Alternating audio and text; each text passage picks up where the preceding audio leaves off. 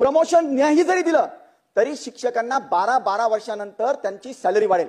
भत्ते वगैरे दरवर्षी जे वाढतात तो भाग वेगळा, परंतु त्याच्या व्यतिरिक्त सुद्धा आपण एकमेव खातं असं ठेवलं आहे की ज्याच्यावर आपण प्रमोशन नसताना सुद्धा वेतन श्रेणी आपण वाढवून देतो. ठीक आहे, त्याला काही हरकत नाही अध्यक्ष महोदय.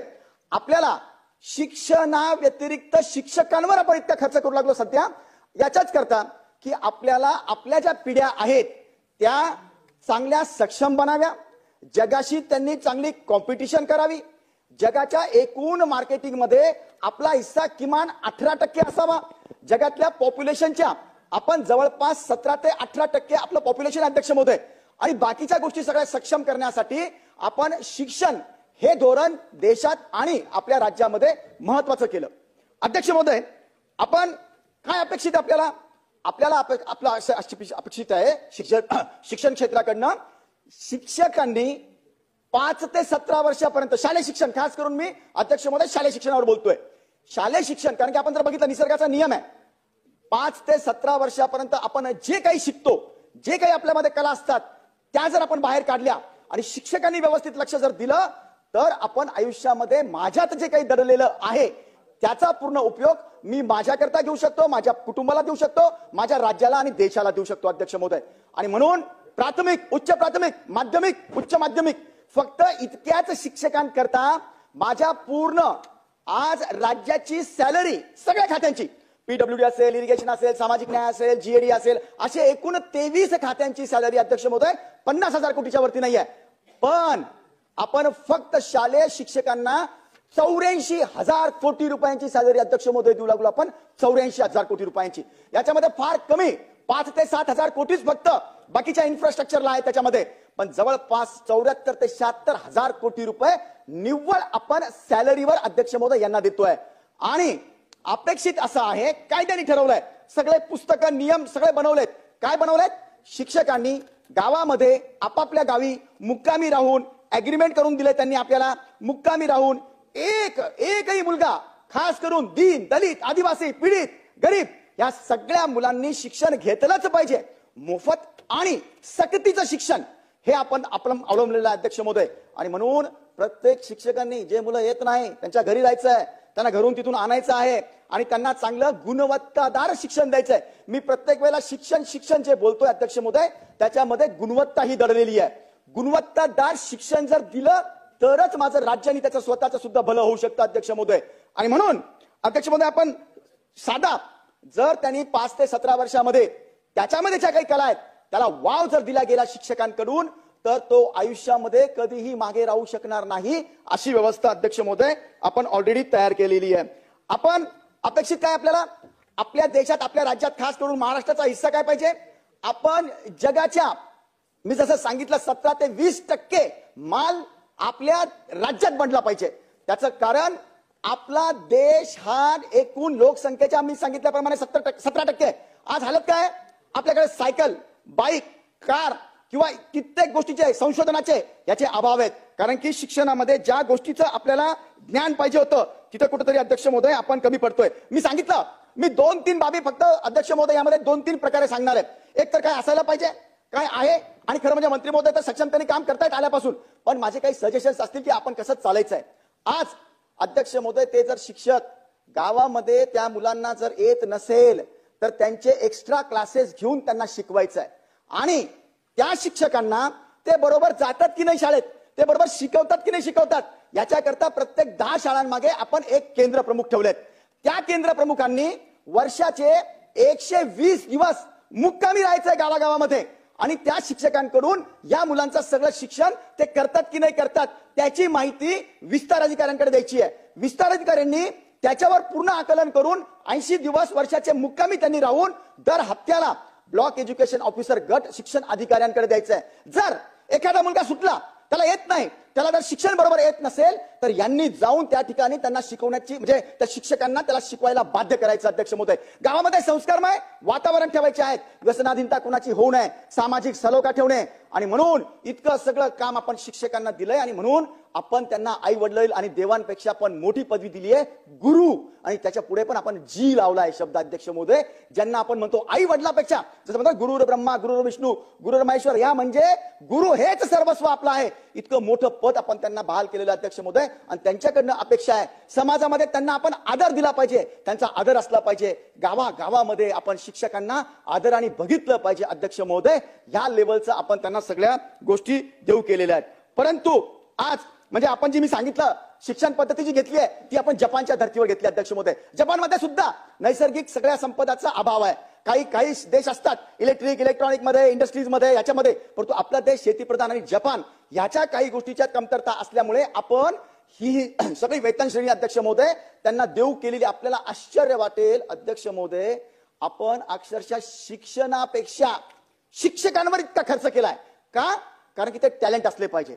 या झालं काय, आपण जेव्हा ह्या वेतन श्रेणी सुरू केल्या, वित्त आयोग लागू केला अध्यक्ष महोदय, बीएड कॉलेजचे फार मोठ्या प्रमाणामध्ये इथे मतलब बरेच कॉलेज आपण इथे उघडल्या गेले आणि त्यांना आपण नोकऱ्या दिल्या अध्यक्ष महोदय.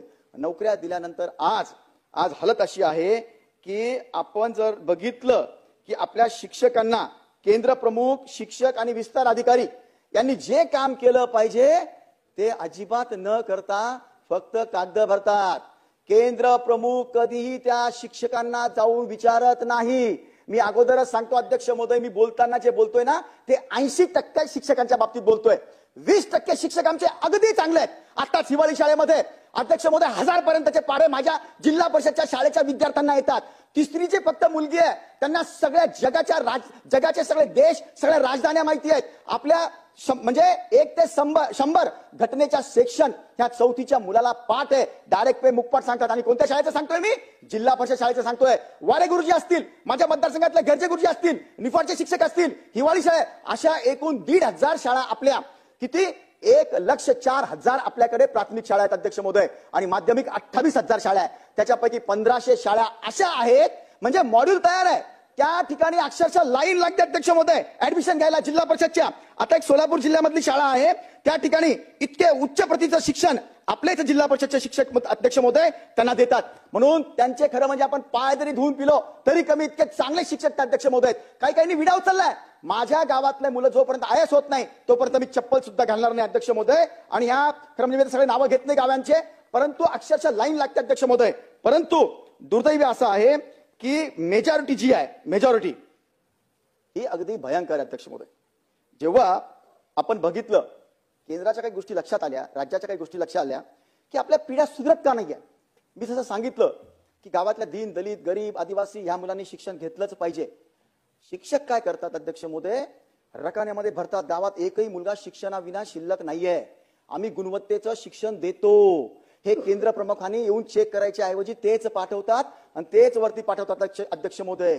आणि सगळ्यात भयानक गोष्ट काय अध्यक्ष महोदय की ते लिहितात दर महिन्याला प्रमाणपत्र की आम्ही गावातच मुक्कामाला राहतो. सगळा सर्वे झाला अध्यक्ष महोदय, 92% शिक्षक दर महिन्याला खोटे प्रमाणपत्र देऊन बिओंना पाठवतात आणि आपली सॅलरी घेतात. आता मला सांगा अध्यक्ष महोदय, गावात संस्कार येणार कुठून? गावात हे शिक्षण शिकणार? एचआरए तर घेतात, पण समजा एखाद्या वेळेला त्यांनी एचआरए नाकारला जरी तरी त्यांना कंपल्शन आहे तिथं राहायचं, त्यांनी अग्रीमेंट घेतलेलं आहे. आपण अध्यक्ष महोदय मी स्पष्टपणे सांगतो, हे मला दुसरा शब्द नाही अध्यक्ष महोदय, यांनाच काही येत नाही, यांना अभ्यासक्रम माहित नाही, त्यांच्या स्वतःचे अभ्यासक्रम यांना माहित नाही, त्यांच्या तासिका घेत नाहीये. आपण शिक्षक काय शिकवतात मुलांना? बाबा रे तू चोरी करू नको, तू पुस्तकावर काही खोटं लिहू नको, खोटे कागदपत्र बनवू नको. आणि हेच दर महिन्याला खोटे कागदपत्र जर बनवून देत असतील आणि जर पैसा लुटत असतील अध्यक्ष महोदय, माझा दावा आहे, मी मंत्री महोदयांना विनंती करतो, मंत्री महोदय आपण जे काही आमच्या प्रश्नाचे उत्तर देणार त्याच्यामध्ये आपल्याला हात जोडून विनंती आहे, तुम्ही सुधारणा अनंत करणार आहात, सुधारणा करा. पण आज काय आमच्या ज्या पिढ्या बर्बाद झाल्या आणि आम्ही जे बोलतो, मी जितकं बोलतो ते पुराव्यानिशी बोलतो अध्यक्ष महोदय. जर हे खरं असेल तर मागच्या मध्ये 30,000 कोटी रुपयाचा यांनी एचआरए फुकटचा आम्ही त्या गावातच राहतो असा करून केलेला आहे. यांच्याकडनं ते 30,000 कोटी रुपये तुम्ही वसूल केलंच पाहिजे. अध्यक्ष महोदय तुम्हाला भयानक गोष्ट सांगतो, कोरोनामध्ये आपला आरटी काय सांगतो, राईट टू एज्युकेशन, आपत्ती व्यवस्थापन, इलेक्शन आणि जनगणना हे त्यांना कंपल्सरी आहे. ते सांगतात आम्हाला बरेच कामं आहे, 105 कामं आहे, 104 कामं आहे. आता गावातच राहत नाही तर कामं करतात कुठून? कामं बिलकुल करत नाही अध्यक्ष महोदय, खोट्या संघटना करून दबाव टाकतात. आणि म्हणून माझी मंत्री महोदयांना विनंती आहे, कोरोनाचे 2 वर्ष कुणाच्याच लक्षात नाही अध्यक्ष महोदय. आपण सुद्धा इतकं काम केलं रस्त्यावर उतरून. अध्यक्ष महोदय, तुम्ही होतो, आम्ही होतो, आपण आपला मतदारसंघ पण लागू नये. आपण गावागावामध्ये इतके पेशंट त्या कोणी हात लावायला तयार नव्हतं, आपण तिथे उतरून काम केलं. शिक्षकांची गरज होती त्या गावामध्ये. कुठे ऑक्सिजन आहे का, कोणी बिमार पडलाय का, कुणाला डॉक्टरची गरज आहे का, या गोष्टी त्यांनी घरी बसून मोबाईलवर करायला पाहिजे होत्या, त्या गावातच राहायला पाहिजे होतं. पण अक्षरशः हे सगळे शहरात पळून गेले अध्यक्ष महोदय. अध्यक्ष महोदय, तुम्ही माझी ही गोष्ट नोट करून घ्या.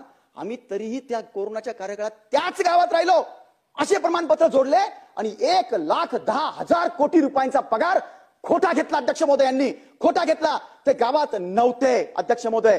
आणि जेव्हा ही गोष्ट सगळ्या राज्याच्या आणि केंद्राच्या लक्षात आली की मुलं ढका होत आहेत, 30% मुलं गावातले शिकत का नाही आहेत, हे सांगतात झेडपीच्या शाळा बंद करू नका, पटसंख्या कमी होते. मला सांगा, एका गावात 150 मुलं आहे का, 150 मुलं काही शाळेत शिकत नाही का?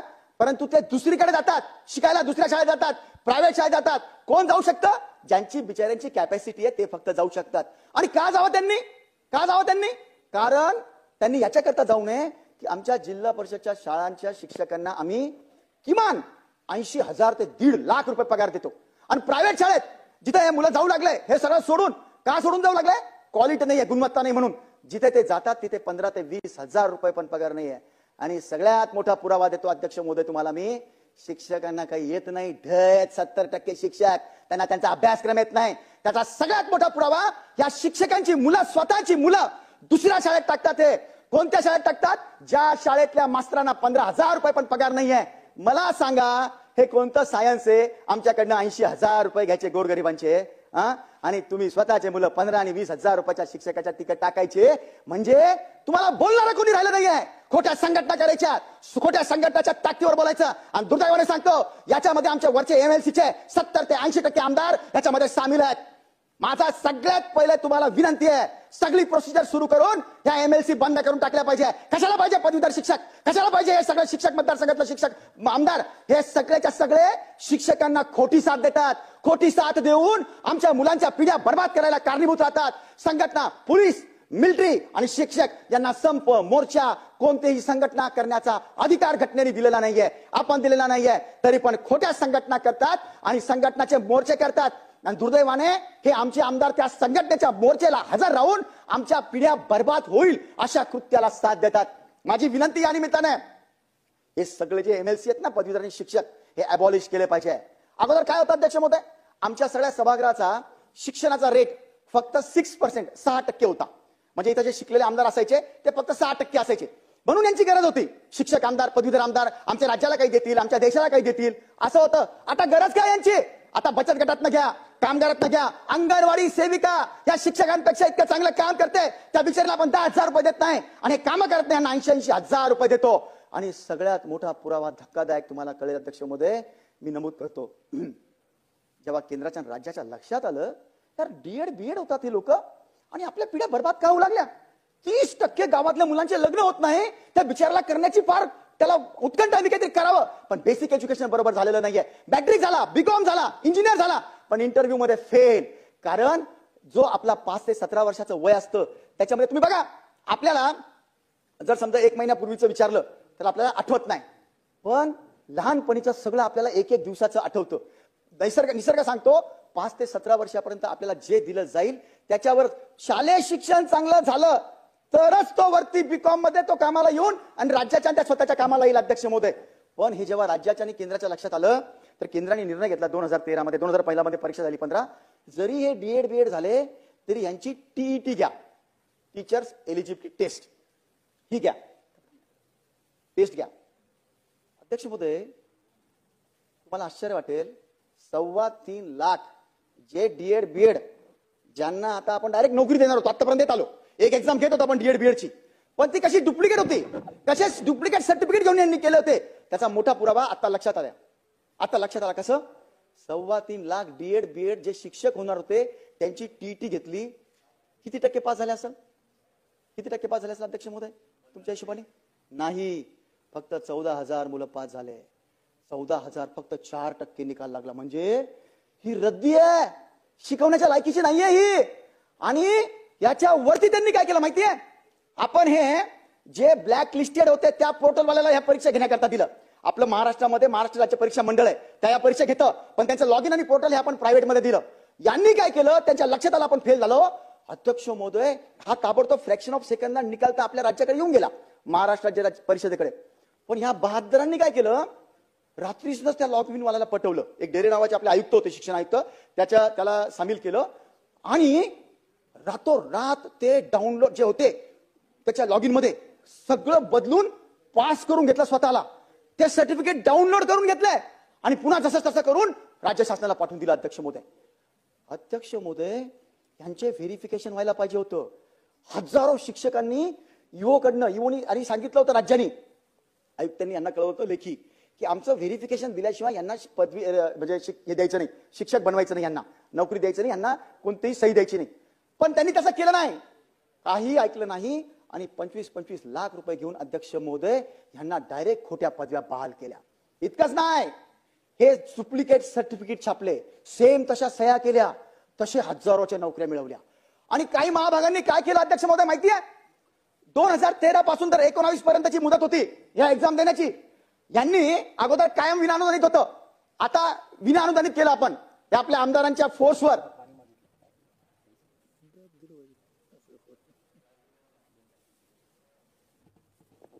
अध्यक्ष महोदय, यांनी काय केलं, इतर बदमाशी केलीच.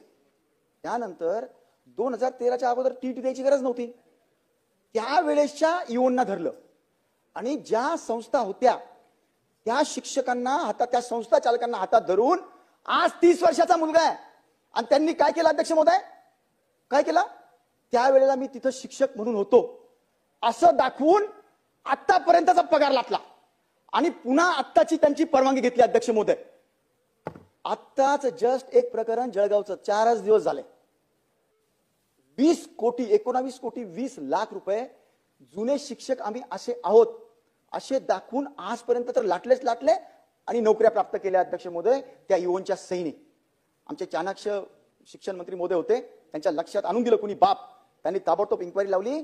19 कोटी 20 लाख रुपये त्यांनी पुन्हा भरले आपल्या याला खात्याला.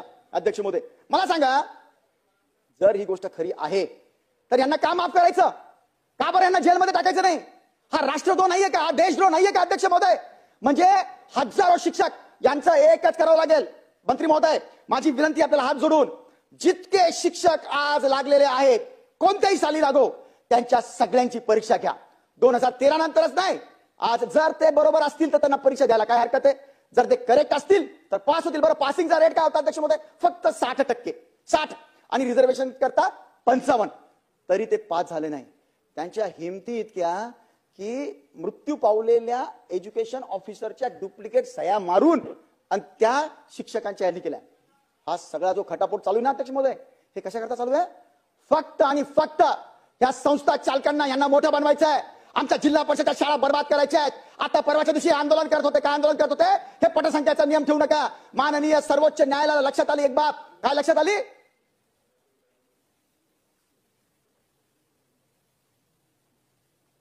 सन्माननीय अध्यक्ष महोदय, सर्वोच्च न्यायालयाच्या बाब एक लक्षात आली, 40 लाख आधार कार्ड जुळत नाही मुलांचे, बरं का, जुळत नाही. सुप्रीम कोर्टाने ऑर्डर दिली, नवीन पटसंख्या तयार करा. हे लगेच हादरलंय, कारण एक प्रकरण आता झालं, 9वी पर्यंत 10 लाख मुलं शिकत होते शाळेत, आणि जेव्हा 10वीत गेलं, कारण की SSC बोर्ड आहे, तिथं तर सगळं कागदावर येतं, सगळं त्याला ऑनलाईन असतं, ते सगळं म्हणजे शो होतं.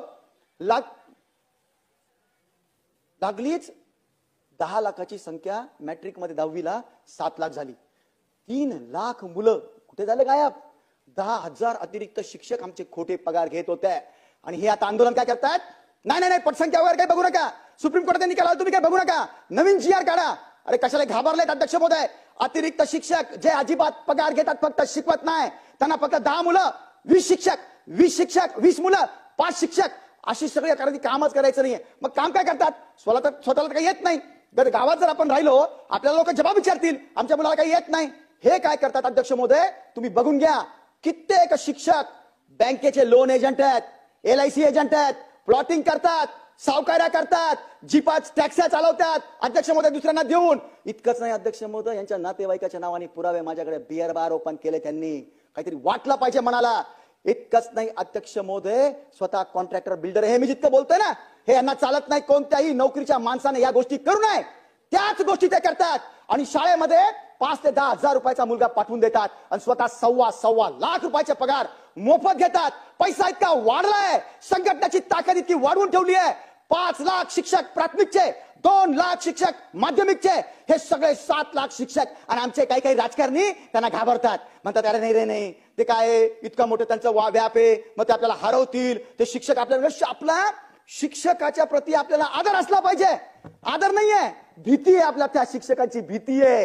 हे काय करतील समाजामध्ये माहित नाही. भांडण लावतात एक दुसऱ्यामध्ये, राजकारण करतात, पतपेढ्यांचे राजकारण करतात अध्यक्ष महोदय. इतकंच नाही, आता तुम्ही जर बघितलं मागच्या 5 वर्षामध्ये कित्येक अत्याचारांच्या, लहान मुलीवरच्या अत्याचारांच्या केसेस या शिक्षकांकडनं घडतात अध्यक्ष महोदय. हे लाजिरवाणं नाहीये का अध्यक्ष महोदय? आपण गुरु मानतोय त्यांना आणि त्यांच्याकडनं या सगळ्या गोष्टी घडू लागल्या आहेत. आपण त्यांना पोर्टल दिलेत, UDIS, सरल, squash, teachers portal, students portal, अजून पवित्र पोर्टल, सरल पोर्टल, सगळ्या पोर्टलचा गैरफायदा घेतात अध्यक्ष महोदय. हे फक्त एक भरतात आणि केंद्र प्रमुखांचे यांचे हप्ते ठरलेले आहेत. तुम्ही बघून घ्या. मंत्री महोदयांनी मला मागच्या 2 वर्षाचा रिपोर्ट आपल्या अधिवेशनात किंवा पुढच्या अधिवेशनात दाखवावा. किती केंद्र प्रमुखांनी त्या भेटी दिल्या, किती गावात त्यांनी मुक्काम केलं. अध्यक्ष महोदय, कायदा असा आहे, जर त्या प्राथमिक शिक्षकांनी, उच्च प्राथमिक शिक्षकांनी, माध्यमिकच्या शिक्षकांनी, उच्च माध्यमिकच्या शिक्षकांनी शिकवता 8-10 हजार मुलं राहून गेले गावात काही, किंवा पूर्ण जिल्ह्यात 80, 100, 200 मुलं राहून गेले, तर त्यांनी ताबडतोब डेप्युटी डायरेक्टरला कळवायचंय. इव्हनच्या मार्फत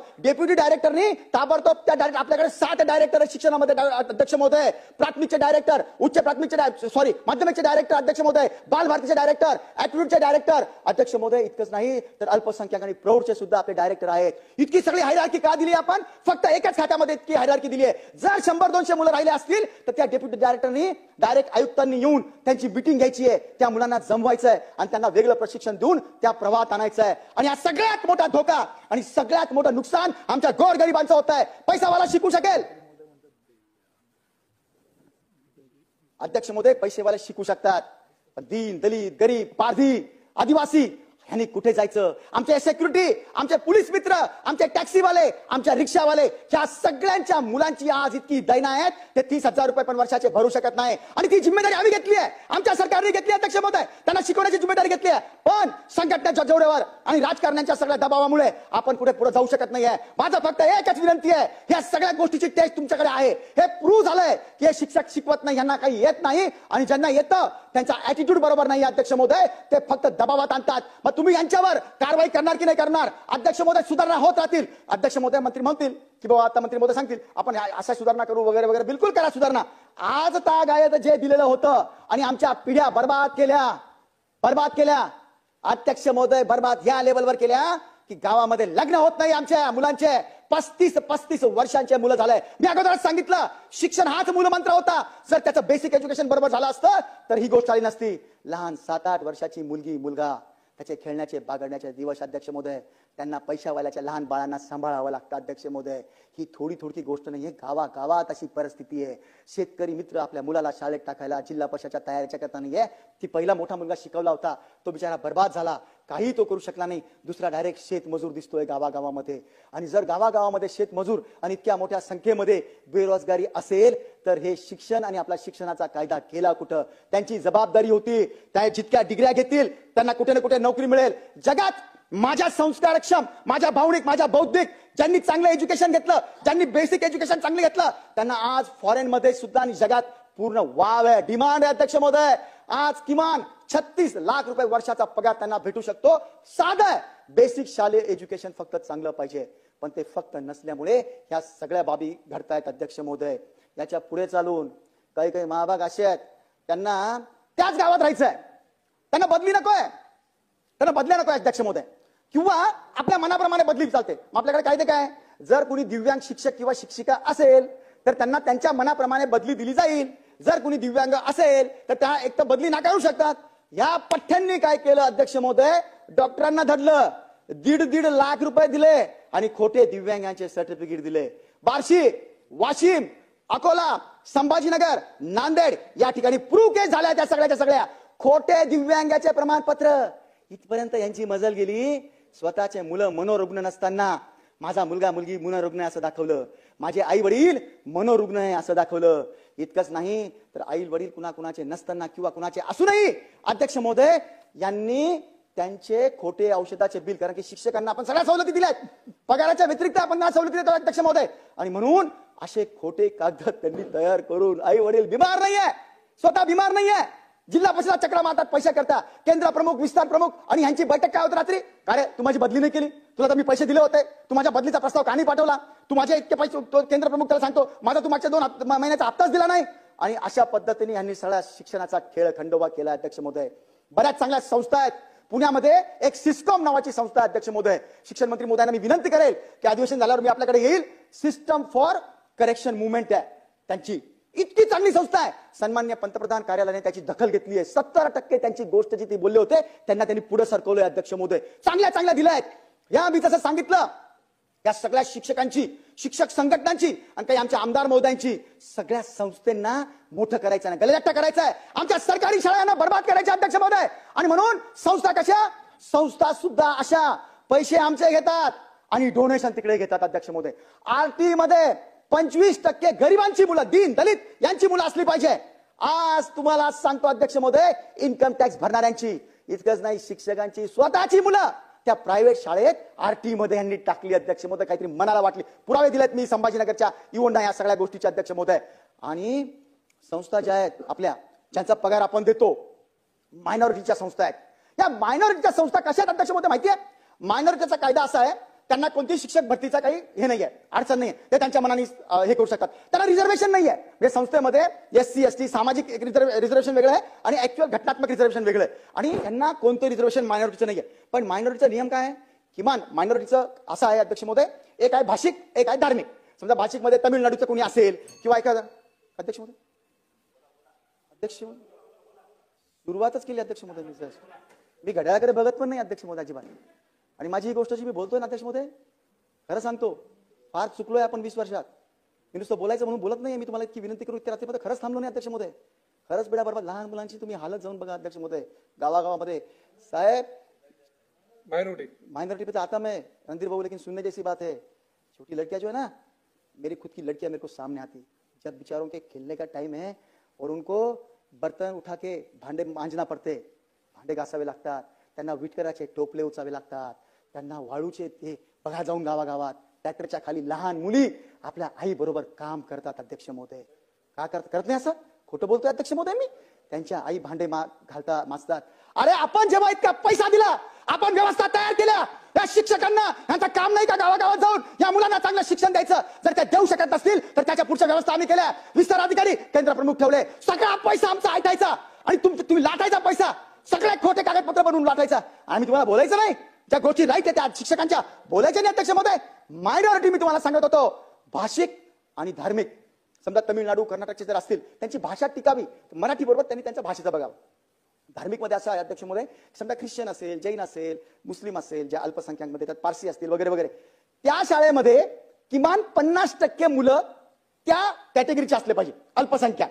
या बहादरांनी काय केलं अध्यक्ष महोदय, मुंबईच्या 40% शाळा मायनॉरिटीच्या परवानग्या घेतल्या, आमच्या अधिकाऱ्यांनी देऊन टाकल्या आणि त्यामध्ये 10% पण अल्पसंख्याक मुलं शिकत नाही, मायनॉरिटीचे शिकत नाही. रिझर्वेशन सगळं खाऊन घेतलंय. अध्यक्ष महोदय मला सांगा,